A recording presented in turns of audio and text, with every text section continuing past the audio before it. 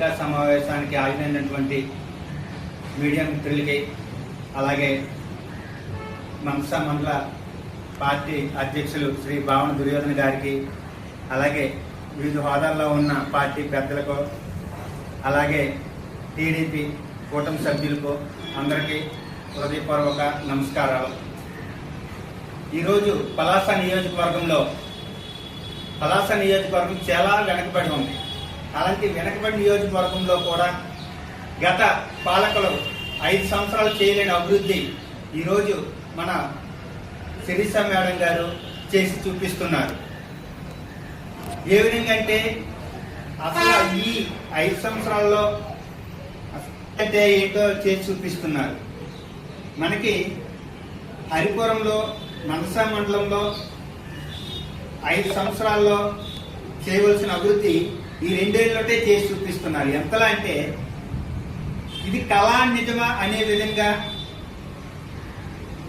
అభివృద్ధి చేస్తున్నారు.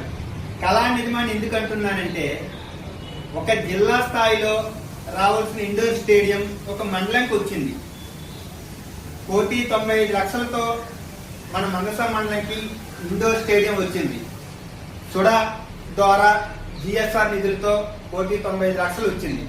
గత ప్రభుత్వం యువతకి మద్యానికి బానిసలు చేస్తే, ఈ ప్రభుత్వం మాత్రం యువతకి ఒక స్టేడియం కట్టి స్పోర్ట్స్ పరంగా ముందుకెళ్లేలా, ఈ ఇండోర్ స్టేడియం వల్ల ఎంతో మంది గేమ్స్ పరంగా ఒలింపిక్స్ అయితేనే జిల్లా స్థాయి నుంచి జిల్లా స్థాయి నుంచి స్టేట్ నుంచి ఇంటర్నేషనల్ స్థాయికి వెళ్లే విధంగా ఈరోజు టీడీపీ ప్రభుత్వం, మన రామ్మోహన్ నాయుడు గారు, అలాగే శిరీష మేడం గారు ఎంతో కృషితో ఈ ప్రభుత్వంలో ముందుకు వెళ్లే విధంగా కృషి చేస్తున్నారు. మనకి ఈ ఇండోర్ స్టేడియంలో హాకీ, టేబుల్ టెన్నిస్, అలాగే కబడ్డీ ఆడే విధంగా ఇక్కడ ఇండోర్ స్టేడియం నిర్మిస్తున్నారు 1,95,00,000తో.